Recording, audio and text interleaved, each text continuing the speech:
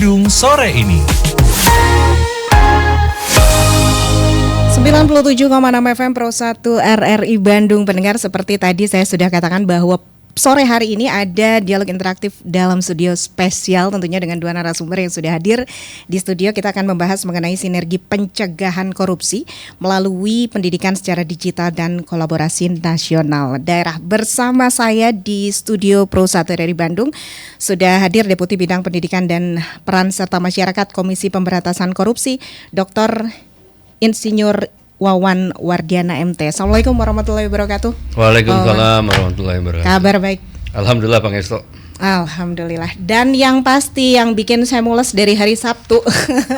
Kenapa? Ini bukan karena Pak Farhan sebagai wali kota, tapi karena Pak Farhan sebagai penyiar radio. Senior. Jadi mulus-mulus sedep lah ya gitu.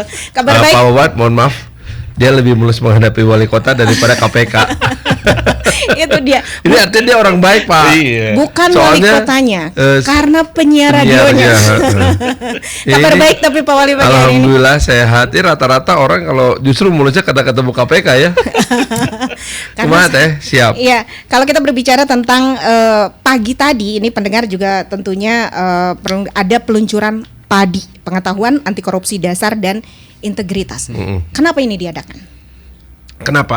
Saya atau Bapak yang jawab? Saya dulu ya. Ya boleh. Ya, karena memang pemerintahan Kota Bandung membutuhkan hal ini sebagai salah satu bagian dari sosialisasi, edukasi, dan diseminasi informasi untuk kalangan internal pemerintahan Kota Bandung.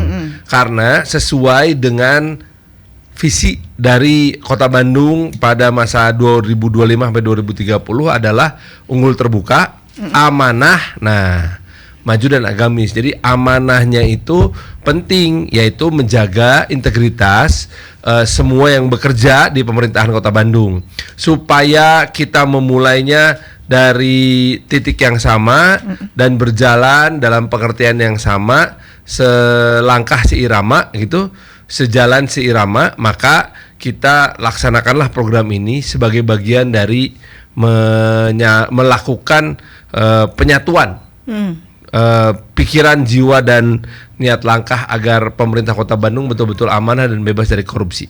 Bebas, itu harapannya bebas dari korupsi. Ini dilaksanakan pagi tadi ya? Ya, seharian. Masih berlangsung artinya ini ya, dan tentunya masih dan sebagian diikuti oleh ASN pemerintahan Kota Bandung tentunya. Semuanya. Jadi total 15.000 orang akan mengikuti, tapi nanti bertahap. Nah, hanya 2 dinas yang khusus spesifik sekali karena jumlah pesertanya banyak. Yang pertama Dinas Pendidikan itu sampai 8.000 orang pesertanya, karena guru kan. Para guru dilibatkan, guru TK, SD, SMP. Kemudian untuk Dinas Kesehatan itu sekitar 1.700-an orang pesertanya, karena memang rata-rata adalah para tenaga kesehatan yang menyebar di semua fasilitas kesehatan milik pemerintah Kota Bandung. Selebihnya itu dilaksanakan secara simultan terus sampai semua wilayah dan wilayah kerja ya, itu kedinasan, kemudian badan, kemudian BUMD, kemudian kecamatan sampai ke kelurahan, semuanya sudah bisa tersentuh oleh program PADI ini. Waduh, luar biasa sekali. Saya bergeser ke Pak Wawan nih. Siapa Wawan? Kalau berbicara tentang ini yang gak takut sama KPK. Enggak. Beneran gak takut. Pak, dia Pak. Wanian.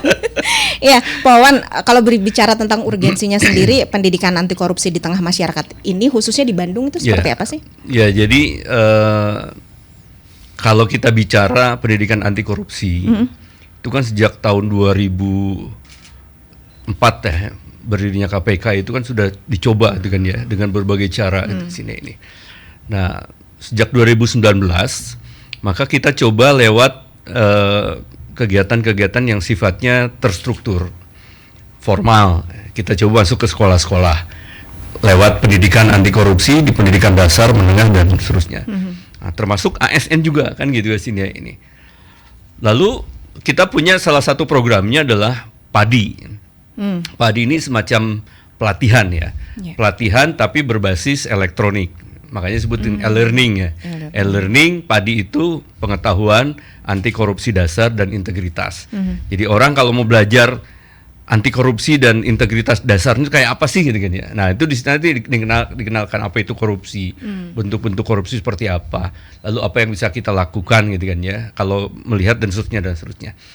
Nah, program ini sesungguhnya ini sudah jalan di KPK sekian tahun sejak 2019 yang lalu. Nah, kebanyakan dari pemerintah, dari kementerian, lembaga itu mendaftarkan ke KPK. Saya ikutan dong. Kita punya LMS-nya, punya learning management sistemnya, kira-kira seperti itu. Mereka daftar dan ternyata makin banyak gitu sini. Nah, kemudian bahkan kami punya program ke depan, harusnya ini seluruh ASN mengikuti ini. Baik itu pejabat tinggi ASN sampai ke pejabat yang paling atau pegawai yang paling rendah sekalipun, mereka harus punya pemahaman yang sama supaya apa? Supaya ke depan tidak terjadi lagi kan ya. Kan banyak kan mereka melakukan korupsi, anak buahnya sudah tahu, bapak buahnya pura-pura tidak tahu kan gitu kan sini ya. Para pejabatnya kadang-kadang pokoknya dan seterusnya. Nah, oleh sebab itu pengertiannya harus sama dari atas sampai bawah. Kenapa Kota Bandung? Nah, masalahnya di sini. Kita sudah mencoba membuat nanti ke depan ini 5 juta ASN harus paham dengan ini semua kan gitu di sini. Nah, tiba-tiba Kota Bandung bersurat pada kami. Ujuk-ujuk ya. Nah, ujuk-ujuk gitu kan ya. Nongol suratnya kan gitu kan. Yes. Apa nih? Kota Bandung, Pak, minta kerjasama dengan KPK supaya program padinya Kota Bandung pengen ikut program padi, tapi boleh nggak kita melaksanakan sendiri? Nah, ini yang sebut dengan apa istilah kita itu pucuk dicinta ulam tiba gitu kan ya. Saya sedang berpikir gimana caranya ini menyebarluaskan.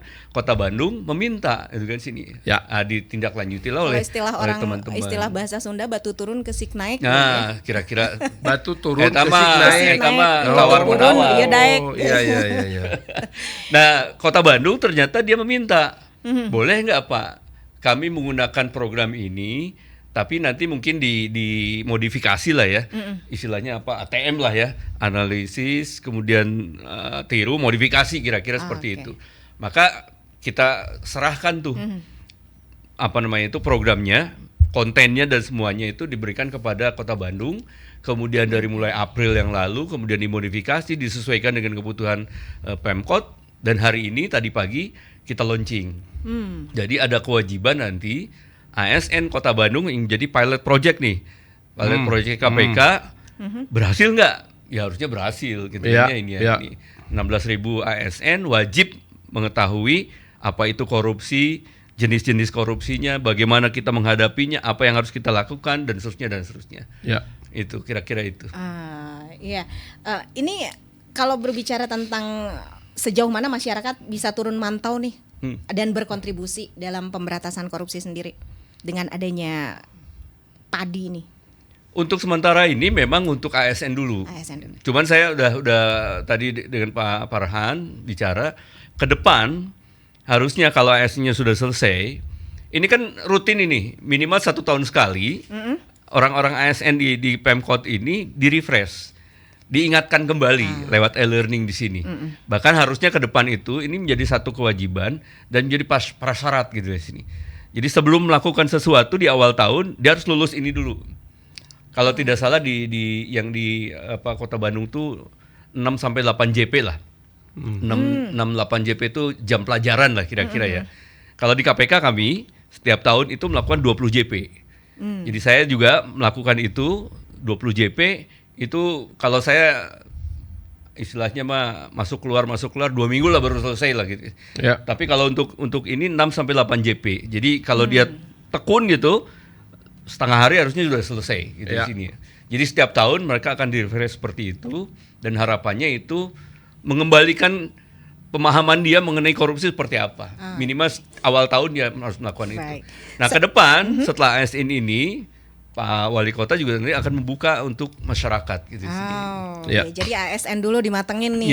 Tapi sejauh ini apakah ini jadi salah satu upaya pemerintah Kota Bandung sendiri, Pak Wali, untuk mengembalikan citra bersinergi di tengah beberapa oknum ASN nih, pemerintah Kota Bandung yang belakangan tersandung kasus korupsi? Ya memang sejak 2018 kita sudah menyaksikan sendiri bagaimana para pemimpin Kota Bandung ini rata-rata tersandung pada masalah korupsi ya. Baik itu yang masa di mana sudah lewat masa jabatannya maupun yang masih menjabat. Nah, Pak Wawan banyak yang nanya nih sekalian penjelasan ya. Kenapa pejabat yang sudah pensiun dan lewat itu masih dituntut urusan korupsi pada masa dia menjabat? Itu yang nanya harusnya penyiar, bukan. Biar sekalian, Pak. Jadi jiwa siarannya masih ada, Pak Wali mah ya. Biar sekalian, Pak. Di undang-undang, Pak, di KUHP itu disebutkan kalau urusan tindak pidana korupsi, makanya ini menjadi warning bagi kita semua para pejabat nih. Jangan bicara bahwa saya udah pensiun, udah aman. Belum tentu. Jangan dulu John ya. Iya. Kalau dia masuknya hukumannya dia seumur hidup, 20 tahun, hukuman mati, itu bisa 18 tahun. Baru kadaluarsa itu. Jadi kalau dia mau pensiun 59 baru korupsi gitu kan ya, 60 tahun pensiun, 18 tahun lagi nanti jangan salah dia.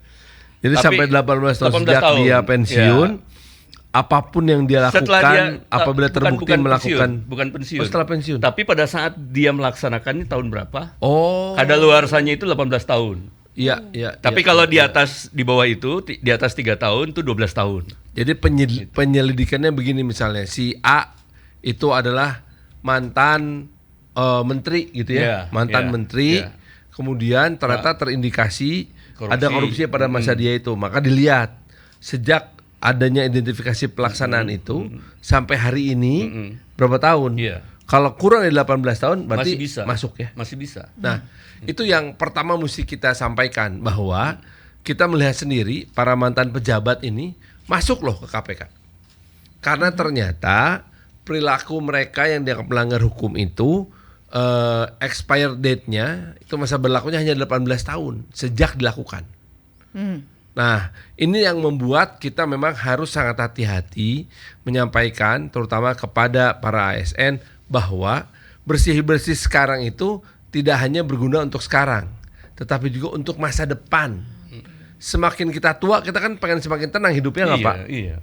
Gitu, jadi ya makanya ini menjadi bagian dari narasi-narasi yang kita angkat berdasarkan fakta yang ada kepada para ASN di Kota Bandung, bahwa bagaimanapun juga apa yang kita lakukan sekarang ini akan menjaga kita atau bahkan menjebloskan kita, tergantung dari kelakuan kita tuh apa gitu. Ya Ya kan, clear kan? Kalau nakal-nakal masuk kamu, walaupun udah pensiun. Jadi 18 itu entah KPK yang menjemput atau maut yang menjemput. Nah, itu. Mana nu pangheulana Jadi cuman gitu. dua pilihan ya, dijemput KPK atau dijemput maut. Ya Allah. Jadi deg-degan saya. Makanya jadi dari sekarang kita main bersih aja gitu ya, istilahnya. Main bersih gitu aja lah sekarang. Udahlah, jangan macam-macam lah. Boleh aja nih kita dihina-hina sama teman-teman. Payah kamu pejabat nggak bisa ngasih proyek nih gitu. Itu tuh memang kadang-kadang bikin penasaran dan sakit hati sih. Nah, itu kadang-kadang suka jadi pengen membuktikan, padahal itu jelas-jelas salah. Nah, jadi main aman aja gitu ya. ya. Betul. Kami juga undang Anda pendengar untuk menyampaikan pertanyaan. Anda bisa bertanya di 0811-220-9760. Kita rehat sebentar untuk menyampaikan beberapa informasi dan tetap bersama kami pendengar Pro 1 FM 97,6 MHz. Kita Indonesia sesungguhnya langit aspirasi bangsa. Kita Indonesia sesungguhnya, kita hadir bagi dunia. Kita Indonesia sesungguhnya. 97,6 FM Pro 1 RRI Bandung di sesi kedua dalam Dialog Bandung sore ini mengenai sinergi pencegahan korupsi melalui pendidikan secara digital dan kolaborasi nasional daerah. Kita akan habiskan pertanyaan, habiskan pertanyaan yang masuk di 081122097660 yang akan bertanya langsung ke Pak Wali, Bapak Muhammad Farhan, juga ke Pak Wawan begitu ya. Ini kita sudah ada pendengar yang menelpon, kita akan tanggapi terlebih dahulu. Sudah terhubung dengan Pak Muslim selaku pedagang pasar. Assalamualaikum warahmatullahi wabarakatuh. Selamat pagi. Selamat sore Pak Muslim. Waalaikumsalam warahmatullahi wabarakatuh. Selamat sore Teh Widi. Selamat sore Pak Wakil. Pak Wali. Pak Farhan. Pak Wali. Pak Wali Pak Farhan juga Pak Deputi ya Pak Wawan. Iya. Siap. Pak Cak. Siap. Ada pertanyaan Pak. Tadi kan mengenai tentang padi untuk ASN aja Pak. Apakah berlaku juga untuk para karyawan BUMD Pak? Karena sinyalemen ini salah satu saya soroti tentang pasar Pak. Ya, ini pasar bahkan diakui oleh direksinya itu ada 60% kebocoran retribusi Pak. Kemudian juga kita ketahui pasar Johor guys 7 tahun mangkrak Pak. Belum pasar baru Pak. Yang kemarin saja malam 2 hari Padam, pasar Ciroyom. Ada apa ini tentang permasalahan? Makanya juga tentang pendidikan ini kita juga berharap bukan hanya pada ASN-nya Pak, pada BUMD yang Bapak selaku kuasa pemilik modal ya Pak, juga bisa diterapkan antisipasinya. Banyak pelanggaran-pelanggaran yang terjadi Pak. Karena kalau mengurut tadi tentang berapa 12 tahun itu perlu juga kita penyertaan modal tahun 2015 ke Tarumba itu 80 miliar. Ya, laporannya selama ini kan kita ketahui rugi dan rugi. Ya, kalau rugi kenapa mesti dipertahankan gitu ya Pak ya? Karena apa kembalikan lagi ke dinas gitu atau nomenklaturnya dirubah Pak. Baik. Silakan pengelolaan saja, asetnya kembalikan lagi ke Pemda Pak. Ketika ada dapat bantuan dari pemerintah pusat itu bisa diserap. Jadi jangan sampai kasus terjadi 2019 bantuan dari pemerintah pusat 20 miliar dikembalikan lagi ke negara. Kan sayang Pak. Ya, karena tidak punya bahasanya tidak ada modal, tidak ada uang, tapi ada bantuan juga tertolak. Nah, ini Pak, punten. Baik. Banyak BUMD di Kota Bandung ya yang harus jadi perhatian juga untuk karyawan, pimpinannya untuk bisa mengikuti program ini bukan hanya kepada ASN saja Pak. Siap. Ya, ini Siap. juga kan Pak Wali ya. Mangga, siap. Pasar, Pak, punten Siap. ya Pak. Siap. Pasar Hatur nuhun, nih Pak Muslim, sudah kami lebih supaya Bandung semakin jadi utama. Baik. Hatur juga Pak Wan, Pak Wali perhatian untuk semuanya. Terima kasih. Mangga. Assalamualaikum warahmatullahi Siap, wabarakatuh. nuhun. Waalaikumsalam warahmatullahi wabarakatuh. Satu penelpon kembali. Iya, ini baru Pak Muslim saja. Langsung ditanggapi saja. Oh gitu, Wah, baik. langsung Jadi terima kasih Pak Muslim untuk masukannya. Memang ini baik sekali apabila kita bisa perluas ke BUMD. Ya sudah pasti itu akan dilibatkan karena bagaimanapun juga pendidikan untuk anti korupsi ini harus kita berikan kepada semua orang yang mendapatkan amanat pelaksanaan kerja dan juga jabatan publik. Nah itu udah pastilah BUMD pasti masuk. Memang jadwalnya kita akan berlangsung selama berapa lama? Cukup lama ini. Ini komitmen jangka panjang antara pemerintah Kota Bandung dengan KPK sedemikian rupa sehingga kami bisa menggunakan materi pengajaran, pelatihan dan akan diupdate terus oleh KPK sehingga nanti kami akan masukkan ke dalam BLS atau Bandung Learning Center, BLC, sorry. Gitu. Nah, jadi sudah terjawab Pak Wan ya. Pak Muslim. Mungkin saya tambahin dikit ya. Jadi untuk ASN isinya seperti apa? Nah nanti untuk para pengusaha BUMD untuk masyarakat mungkin kontennya yang harus disesuaikan gitu kira-kira. Kan kalau kita bicara dengan masyarakat, kebanyakan sebetulnya bukan masalah gratifikasi, bukan masalah ini, tapi bagaimana perilaku masyarakat supaya tidak ngasih tidak memberi sesuatu pada para pejabat gitu kan ya. Ya. Nah itu kontennya mungkin harus disesuaikan, makanya itu tadi. Nah, begitu ya nanti. Tapi ini Ya. akan diwacanakan begitu ya. Ya. Udah, jadi tidak hanya di ASN tapi di BUMD. Pokoknya beberes benar-benar sampai bersih gitu. Ya, kemudian ini ada pertanyaan kembali dari Lili bertanya kepada Pak Wawan terkait korupsi. Kita selalu diarahkan untuk tidak korupsi dan belajar apa saja bentuk korupsi agar tidak melakukan korupsi. Sedangkan para oknum masih saja ada yang melakukan hal tersebut. Bagaimana, Pak? Lah ya iya. Saya bilang tadi kalau penindakan itu ada batasnya KPK itu. Ada batasnya tadi selain waktu juga orangnya. Kalau bukan kewenangan KPK nggak bisa masuk gitu kan sini. Tapi untuk pendidikan ini nggak ada batasan saya bilang kan. Ya benar. Dari PAUD sampai menjelang MAUD saya katakan ya Pak. PAUD sampai mau. Sampai menjelang MAUD gitu kan. Pendidikan anti korupsi harus diberikan gitu di sini. Kepada siapa? Siapa aja. Masyarakat juga sama. Masyarakat supaya lebih paham, supaya tidak memberi sesuatu pada para pejabat kan. Kan biasanya bisa ditawarin. Atau masyarakat kadang-kadang yang minta gitu kan, Pak bisa lebih cepat nggak gitu kan? Ada harga kan gitu kan? Atau ditawarin oleh oknum tadi kan gitu di sini. Jadi dua belah pihak memang harus diberi pemahaman yang sama gitu kan. Baik para pejabatnya, pemangku kepentingan, pelayanan publiknya jangan sampai terlibat korupsi dalam hal ini menerima gitu kan ya, meminta dan seterusnya. Masyarakat juga sama. Harus Kita diedukasi. beritahu jangan memberi gitu kan. Jangan minta, jangan sesuatu gitu. Supaya apa? Dua-duanya jalan di koridor masing-masing gitu sini. Masyarakat yang nggak mau ngantri juga sabar itu ya, harus mau sabar. Makanya saya bilang tadi itu ya. Kadang-kadang masyarakat melihatnya begini. Saya tunjukkan tadi. Tuh orang Jakarta nu korupsi mah. Tuh para pejabat. Saya bilang ini menunjuk itu satu loh ke sana. Yang empat tiga ke itu kita ke kita gitu kan sini ya. Betul. Yang tiga jangan-jangan gitu kan. Yang kita lihat tuh karena korupsinya gede gitu kan. Lewat media ya. Iyalah para pejabat tinggi ratusan miliar bahkan sudah triliunan gitu. Jangan-jangan kita juga melakukan korupsi, tapi bukan yang grand corruption istilahnya, petty corruption yang 10.000, gitu kan, mempercepat proses, tilep, selam tempel, itu kan korupsi juga, hanya levelnya tadi di petty corruption gitu sini ini, gitu. Ya, jadi sudah terjawab nih ya. Kemudian ini pertanyaan juga dari Fadila di Bandung. Di Dago Atas ada hotel The Maj yang sudah terbengkalai. Apakah Ya. ada rencana pembangunan ulang, Pak Wali? Jadi itu Pertanyaan mana-mana gini, ini. urusannya adalah gini. Mumpung ada Pak Saya Wali. tidak bisa Mumpung ada komentar mengenai IMB yang diterbitkan untuk membangun The Maj tersebut. Tetapi sudah terbangun dan sudah jadi ya. Rada serba salah saya mesti komentarnya gimana.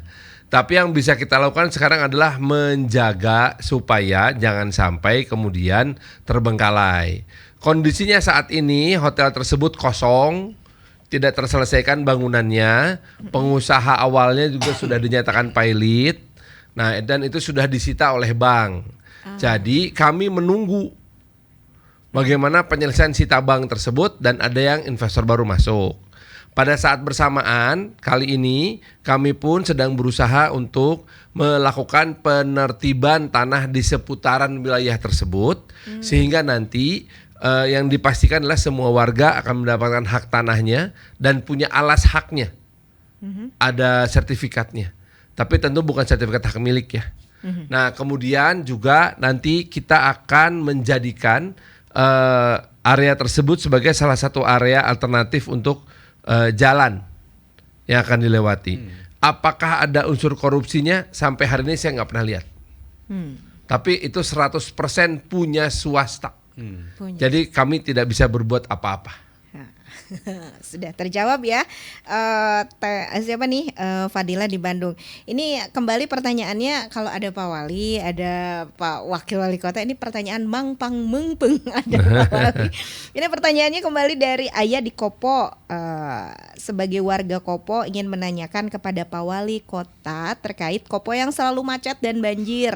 Bagaimana untuk menangani hal tersebut karena permasalahan ini sudah lama dan tidak ada perubahan sampai saat ini. Kalau banjir memang kita harus melakukan perubahan sesegera mungkin.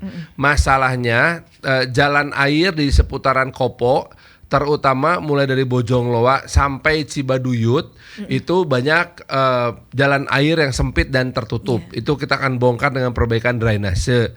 Kalau masalah macet harus diakui karena memang tidak ada fasilitas transportasi umum yang baik. Jadi semua orang pakai kendaraan pribadi. Sedangkan ruas jalan Kopo tidak mungkin ditambah. Nah, jadi apakah itu salah pemerintah? Iya. Ngaku aja, kita mah nggak ngeles. Bahwa memang kita gagal menyediakan sarana transportasi. Nah, itu yang akan diperbaiki nanti, gitu. Apakah akan langsung membuat orang jadi tidak pakai kendaraan pribadi dan mengurangi kemacetan? Kayaknya butuh waktu lama sih untuk itu. Menyadarkan masyarakat itu Sebenarnya ya. kalau PR ya. Kalau public transportationnya itu enak, nyaman. Ya orang juga jadi pindah, Pak. pilihan. Iya. Nah, itu yang mau kita bangun sekarang. Aduh, saya juga naik angkot kayaknya. Ya kalau angkot sekarang bisa dikatakan udah nggak ada yang bagus. Saya emang ngaku aja. Saya ngaku aja. Tapi kita jawab lagi pertanyaan dari Ibu Nani di ujung Berung. Bagaimana dengan pungli? Kita selaku masyarakat bahaya. harus lapor kemana kalau misalnya melihat secara langsung pungli di depan mata?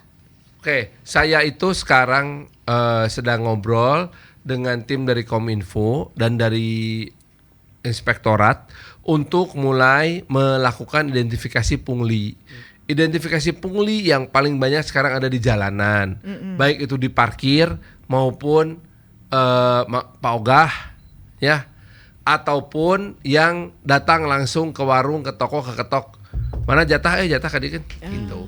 Japrem. Ya Japrem.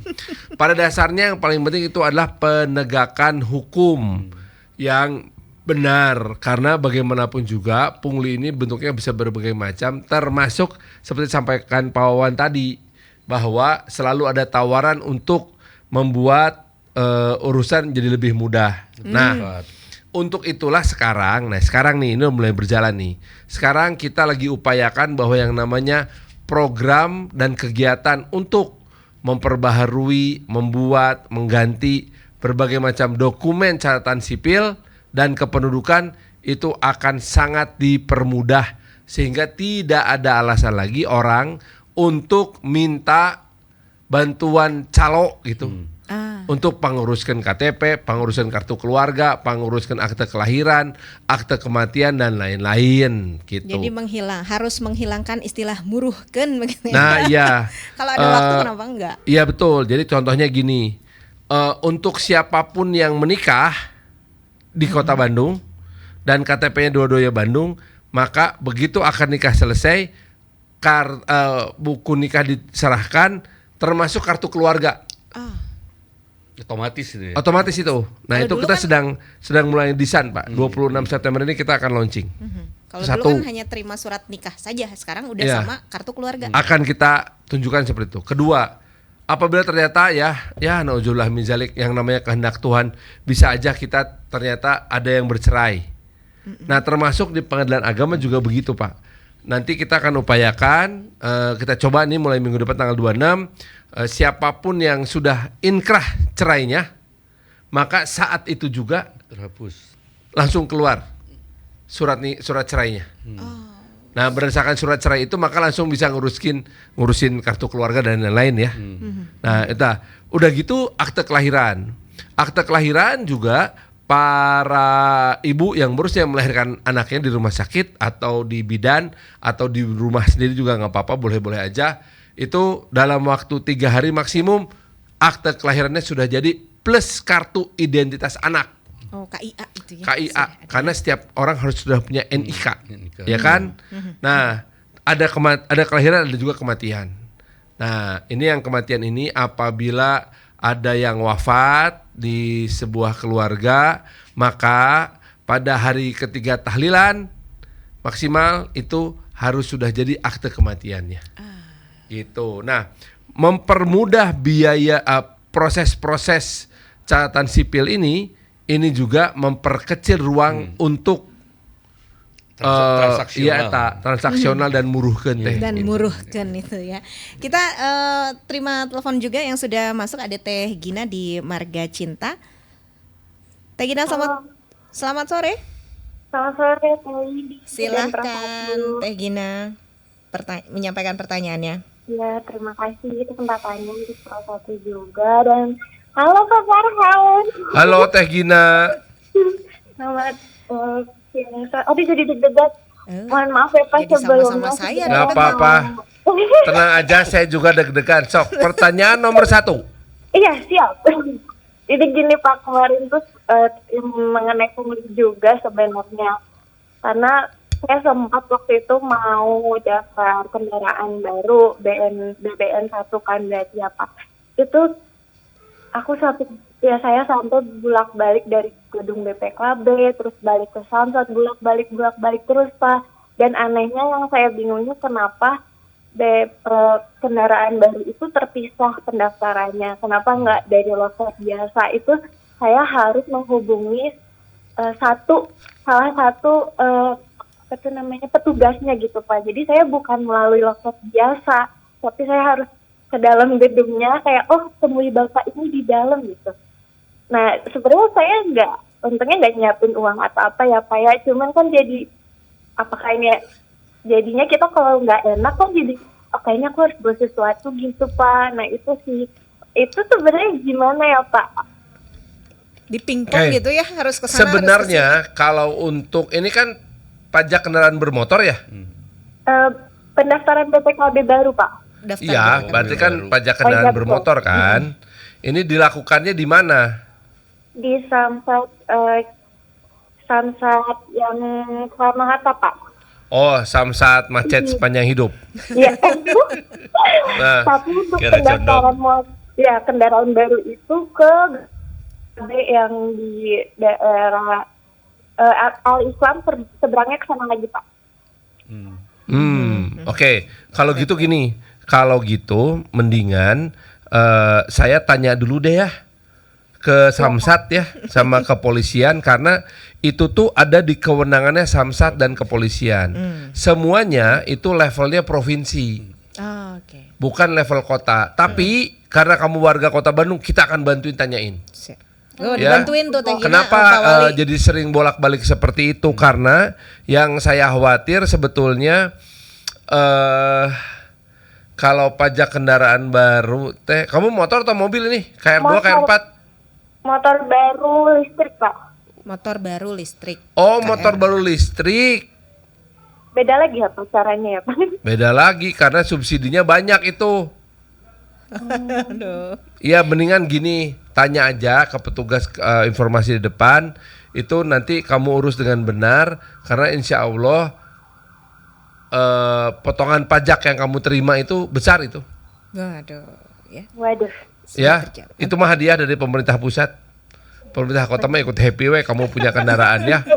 Iya. Oh, ini Pak, aku ingat jadi waktu itu pas nulis surat pernyataan kan mereka selalu nawarin itu Pak. Kayak ini mau dibantu nggak gitu. Jadi kita kerja sama sama kamunya dealer. mau nggak dibantu? Gitu.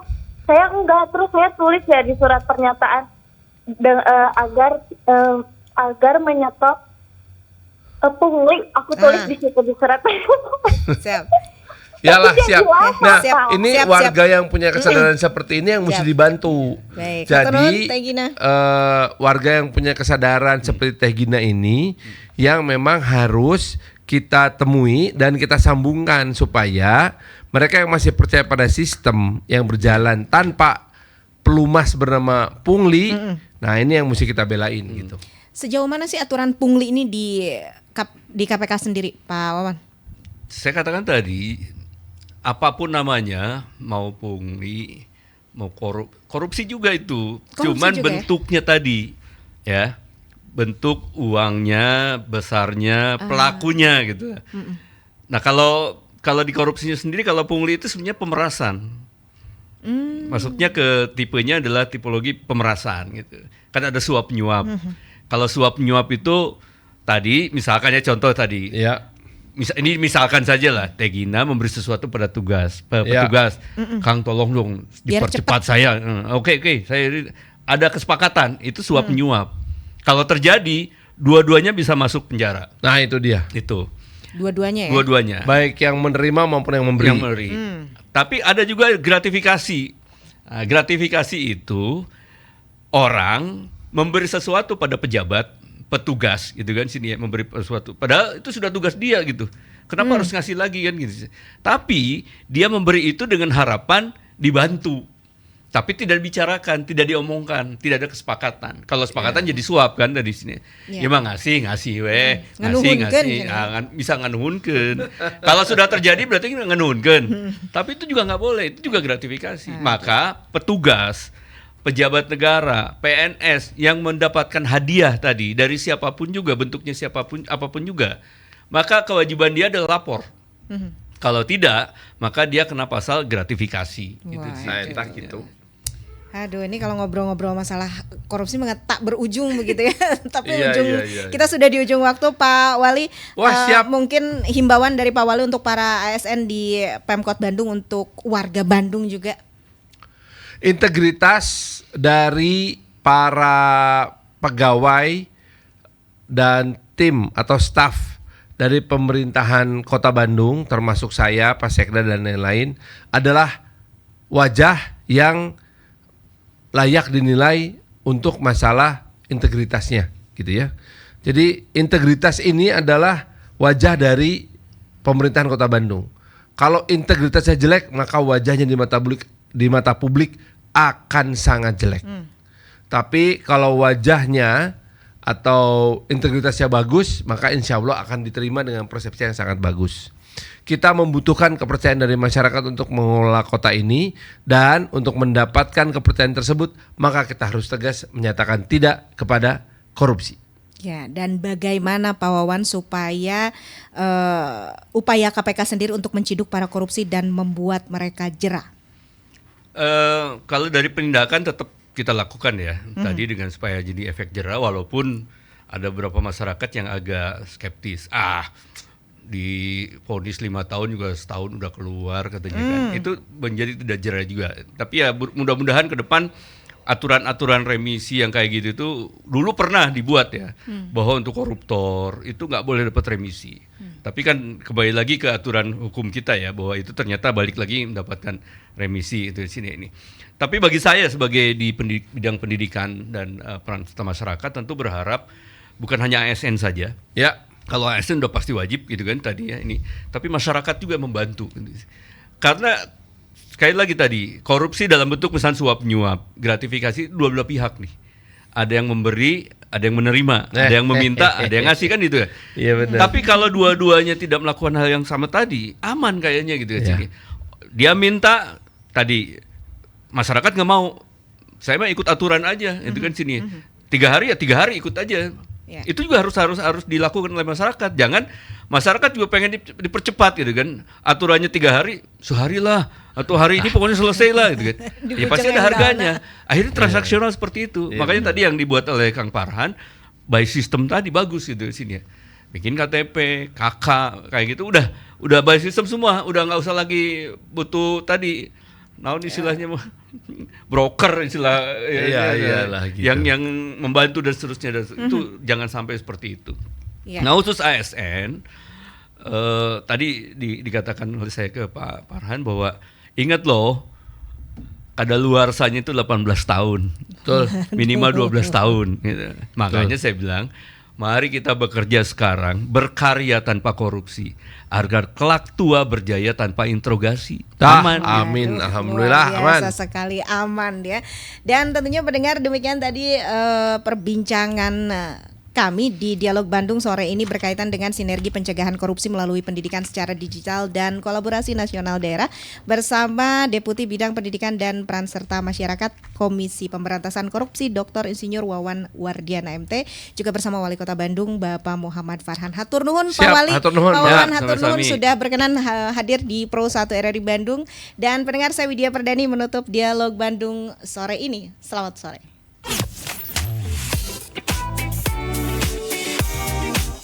Bandung sore ini.